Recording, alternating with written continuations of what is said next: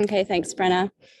So for those of you who don't know me, my name is Nicole and I'm from Vancouver, Canada. I was born and raised there and now live about 30 minutes just outside of Vancouver. I became a coach about a year and a half ago, and it was probably one of the best and scariest decisions that I've ever made because it has completely changed my life. If someone had told me a couple of years ago that I'd be an online health and fitness coach posting and sharing on social media, I would have just laughed at them and told them they were crazy. Like, there's no way. I've always been a very introverted person, super self-conscious, and absolutely hated and still do any kind of public speaking, even to a small group of people like you. I do not like being the center of attention or having all eyes on me at all, which is kind of ironic because I'm a Leo and supposedly that's one of their traits, that they like to be the center of attention. So me leading this call today is completely stepping way out of my comfort zone. When Erin asked me last week if I wanted to lead the call, I instantly felt sick to my stomach. But because I said yes to coaching and I've grown so much over the last 18 months because of it, here I am. I know that that's how we grow. Doing uncomfortable things is how we grow. So here I am. Anyways, today, what I want to share with you is my experiences as a fairly new coach and at my first Coaches Summit. So as I'm sure you all know, we had our Coaches Summit in, here my umbrella is flying everywhere. We had our Coaches Summit in St. Louis back in the middle of July, which I can't believe it's already like almost 2 months ago. It feels like it just happened, but it also feels like it was so long ago. Even though it was a whirlwind of a trip, a lot of traveling time, very little sleep, it was definitely, I would have to say, one of the highlights of my summer and a trip that I will never forget. If you were at Summit or if you follow me on social media, you probably already know this, but it was a bit of a traveling nightmare for me to get there. A trip that was supposed to take me about a total of 7 hours ended up being almost 30 hours because of my flight being canceled. Like, we had already boarded the plane and then they canceled it due to mechanical issues and we had to get off, and I had to like rearrange my whole travel itinerary. And I was already extremely nervous about doing this trip. I hate flying. I've never really flown alone. I was going to a strange city that I'd never been to, meeting people that I'd never met in real life and staying in a hotel room with them. And I came really close to pulling the plug when my flight got canceled, thinking, oh, maybe it's a sign and I shouldn't be going. But I FaceTimed my family and they're so supportive that they encouraged me to hang in there. And I'm so glad that I did, because the high that I felt when I finally got there and got to meet everyone on our team, when I first went to the stadium where the event was being held and picked up my coach's package and got a lanyard with my name and my rank and accomplishments all on it, and just seeing everything, like all the Beachbody props around and all the products at the team store, and seeing some of the super trainers walking around posing for pictures, and seeing like the big lit up boards with some of the coaches' names on, recognizing them for their achievements, and then getting to do the live workouts with the super trainers who we welcome into our homes every day on our TVs and laptops and tablets, and then to actually be working out with them in real life in person is just such a crazy feeling. And then of course hanging out with our team, all these incredibly amazing, wonderful women who I've only gotten to know watching their stories or over Zoom, but then getting to see them in real life, face to face, and getting to hug them and talk with them. It's like meeting your long lost sister for the first time. The feeling is indescribable and one you never want to end. I must have probably gone to sleep every night with a huge smile on my face. I don't know if I did. I'd have to ask my roomies, Erin and Katie. And then listening to Carl Deichler speak and so many others from the network, it was just all so surreal. So what I want to share with you all today are a few things that I learned or that really stuck with me from Summit, things that have helped me since in my business. So the first thing is embrace failure. I think a lot of times we're scared to try or do new things because we don't want to fail. It doesn't feel good when we do. So to avoid that feeling and protect our egos, we just don't do them. I know that this was me, and sometimes it still is. But I heard so many of the top coaches telling their stories of how they failed many times, and it was just all a part of their journey to getting to where they are today. Failing is how we grow. It teaches us what works and what doesn't work. It allows us to try to change what didn't work and to improve ourselves. I've always, pretty much most of my life, held back. And now I realize that it's because I was afraid to fail, like it was such a bad thing or something. As a child, I really didn't like to play any competitive sports. And I think it was because I didn't think I was good enough and would probably just bomb at it or lose. I even figure skated for 6 or 7 years, and my instructor so badly wanted me to perform a solo and compete. She even went as far as to teaching me this whole routine, thinking that I would change my mind, but I didn't. But looking back now, I wish that I'd had the courage to try, even if it meant failing, because those are all experiences that we all should have in life and that teach us and help us to grow as a person.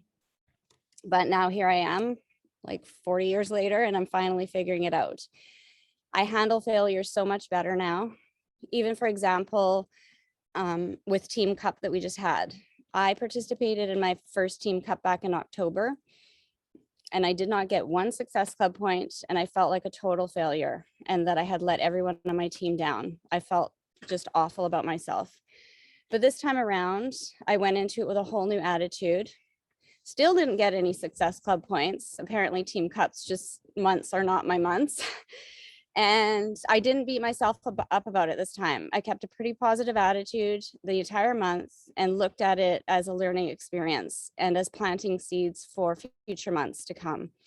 So even though things don't always turn out the way that we want them to, we shouldn't look at it as a failure, but instead as another level of growth.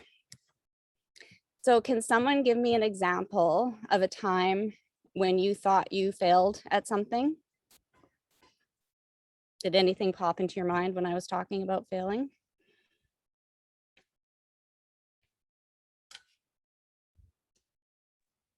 Okay, I'll chime in.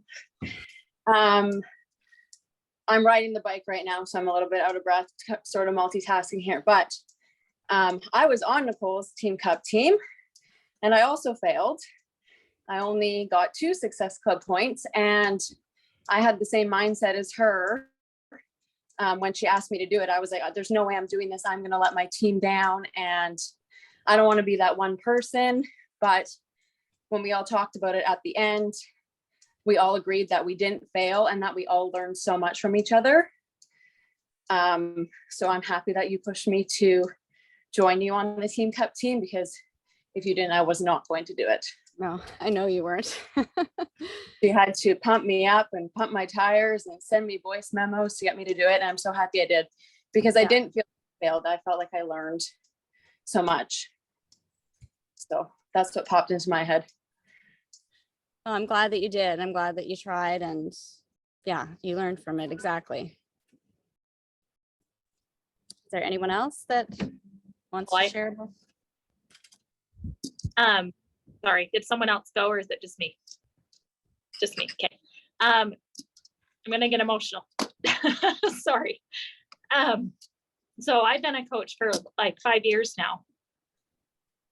And gosh, I have felt like a failure almost the whole time, because I just have not been super active doing it.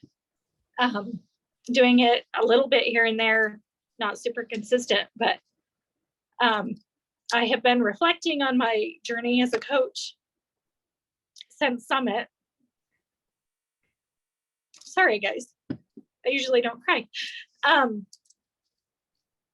I've kind of just been like, okay, well, if I go to Summit, I'm either all in and I'm going to just really try to make this work, or I'm out. Like, it's got to be, because I'm not making money. I'm actually losing money as a coach doing this.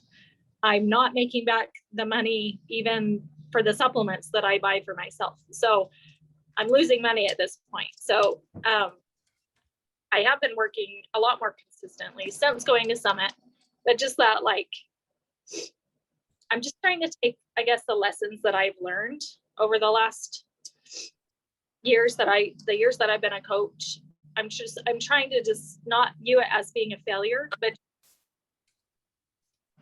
okay, what have I learned from that? And where am I going to go from here? Like, learn from it and just move forward, because I'm not going to stay stuck.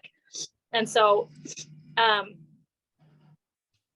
don't know. And then just like really reflecting on my why, like, why do I want to do this so much? Because I've got enough going on in my life that I don't need to do this. Like, I need the money, but I don't need to do this. I can, like, I'm going back to school in a few weeks for nursing, and I just feel like getting that education for me is really important after going through a divorce and then not being able to support myself. Like, that's just important for me, is to be able to support myself.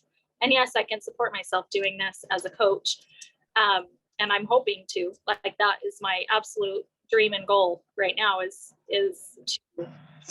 to really just be completely self-sufficient through this business. And so I don't know, I just feel I'm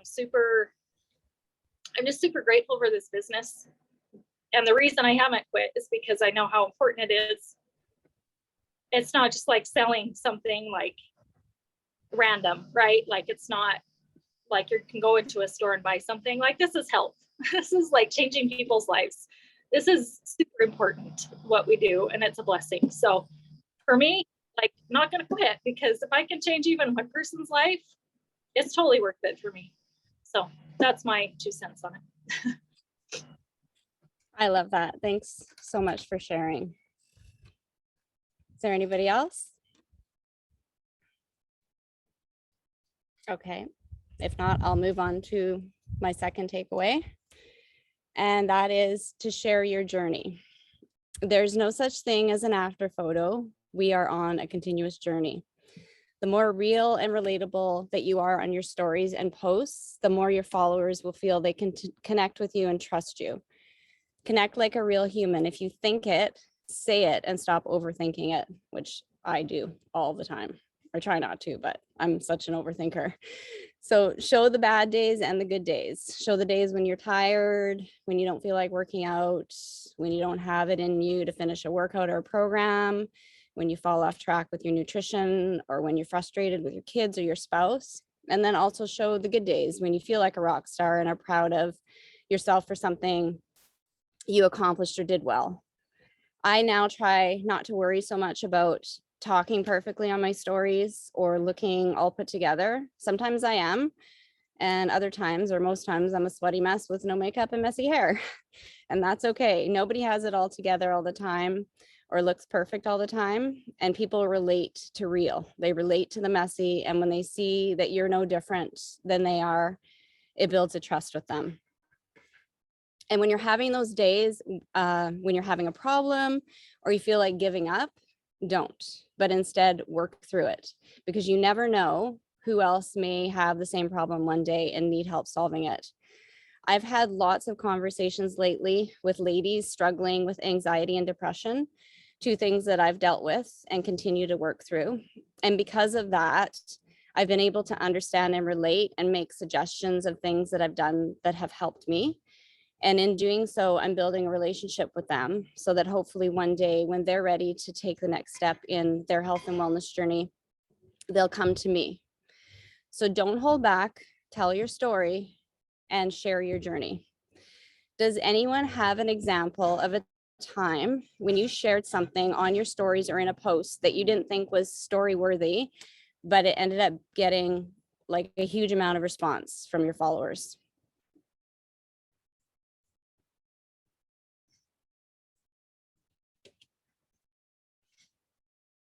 This is kind of silly, but I think last week I put up a post that, like, I got all my laundry washed, folded, and put away in one day.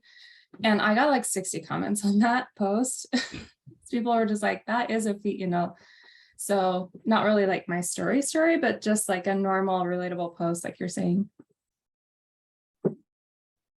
Exactly, because that's real life, right? We all have laundry to do, or most of us, unless we're really, really rich and we hire somebody to do it for us. Is anybody else? I can share again if you'd like. Sure. Caden, my son, dumped a bag of cheesies on the ground this morning, and I've had like 20 moms message me being like, it's okay, this happens all the time in my house. So, you know, it's not like a coaching thing, but the more I post about my son, the more interest I get, it seems like. Yeah, exactly. And then you're like making I just connections use with that yeah, exactly. young moms like you or with that have little ones, right? So Totally. yeah. I did a poll like a couple weeks ago. We were at a outdoor theater performance and they only had outhouses. And I hate outhouses. And I was talking in my stories and said like I would actually rather like squat in a bush somewhere because I just like the thought, the smell and looking down that deep dark hole and everything. So I did a poll. What would you rather do? Go in the outhouse, squat in a bush, or just hold it until like and not go at all? And I got so many people voted on that. So yeah, it's crazy. Like the simple things that you think are weird. And I almost didn't do that. I was like, was this weird? Are people going to be weirded out because I'm talking about using an outhouse or squatting in a bush? But it got lots of interaction. So you never know. Anyways, the last thing that I want to talk about is something that's really stuck with me since Summit. And I've reminded myself several times since, especially on those days when I'm feeling like I'm having imposter syndrome. Those legendary elite Beachbody coaches like Angie Belmar, Moira Kusaba, Kim Fitzpatrick, they are no different than you or I. They are no more special or gifted than you and I. We all come into this world the same way, and one day we'll all be going out the same way. So we have to believe in ourselves that we are just as capable at successfully building our businesses as anyone else. And we should definitely not compare ourselves to anyone else. This is our story, our journey, our business, and no one else's. But if they did it, there's absolutely no reason in the world why you or I can't do it too. Consistency takes zero skill. The secret to success is just to keep going. Put one foot in front of the other and tell yourself, I will do this. I can do this. I've got this. And then get out of your own way and get after it. And it may not happen as quickly as we'd like, and it may not look the way we thought it would, but that's okay because it will happen the way that it's meant to happen for you. It's not an accident that we are all here, that we're all on this team, that we all said yes. We are all here because we're supposed to be. We're meant to help others, inspire others, and to work towards building successful businesses and a life that we've always dreamt of. So just remember that on those days where you're feeling like giving up and feeling frustrated, that you can do it. So that is my 3 takeaways that I had from Summit. And now I just want to turn it over to you guys, you ladies, whether you were at Summit or watched it from home. What's something that really resonated with you and that's helped you and you've used in your business?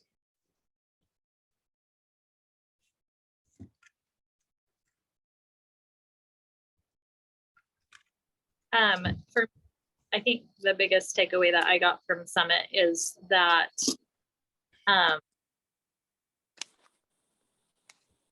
well, that we can do it. Like we're no different than the top 10. Like we're different in the fact that we're maybe not where we're at as they are in their business, but that we can be if we're just consistent. And also just to be yourself. Like that was my biggest, for me personally, that was my biggest takeaway. Cause I think sometimes you're trying as a new coach, especially, or like new, really trying to work the business. You're trying to just like, okay, well, what's this person doing? This person doing that's working. And there's those things that do work, like the vital behaviors, those work. So you've got to do that work, but you have to be authentic to yourself and you have to share yourself and your story. So. Definitely. For me, a couple things. One is stop complaining. The difference between the leaders, like the leading top coaches, and the rest of everybody is they think differently. Instead of focusing on going wrong, they focus on what's going right. And they're not complaining about changes. They're not taking time to complain about all that stuff. They are moving forward and figuring out how it's going to work in their favor. And I really like that, because I know sometimes I can get wrapped up in, oh, why is it so hard, complaining. And another thing is to have a growth mindset. That's huge. If we focus on growing ourselves, overcoming failures, like failing forward, like Nicole talked about, I feel like that's huge too. Just it helps us keep moving forward rather than feeling like we're stuck and we can't move forward.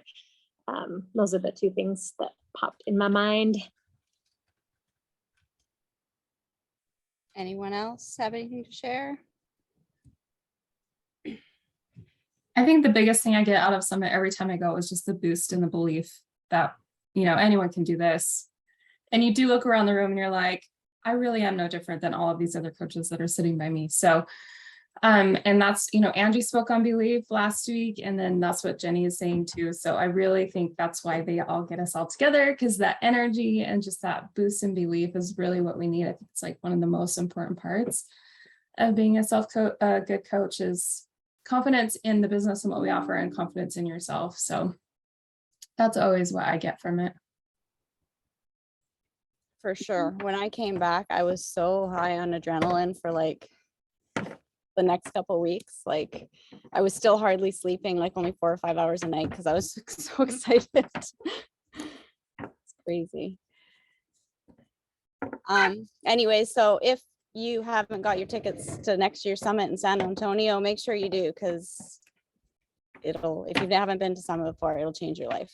I don't know if there's still, I think the early bird prices might be done. I'm not sure, but get your tickets.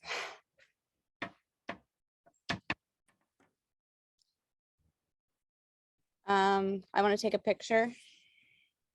Can you, Alexa, can you hop back on for a picture? And Rebecca, if you are there, and Charlene? Charlene. No? Okay, I'll just take it like this. Oh, here, Oh, there we go. we all need Charlene, Charlene, Charlene. She's busy picking grapes. Turn your camera on, girlfriend. Oh, here she comes. Here she comes. Okay. Oh, maybe. Dang it. Okay, we'll just go like this. Ready? 1, 2, 3. Okay. Oh, we got her. Charlene came. Perfect. Oh, okay, she's there now. Okay, let me do it again.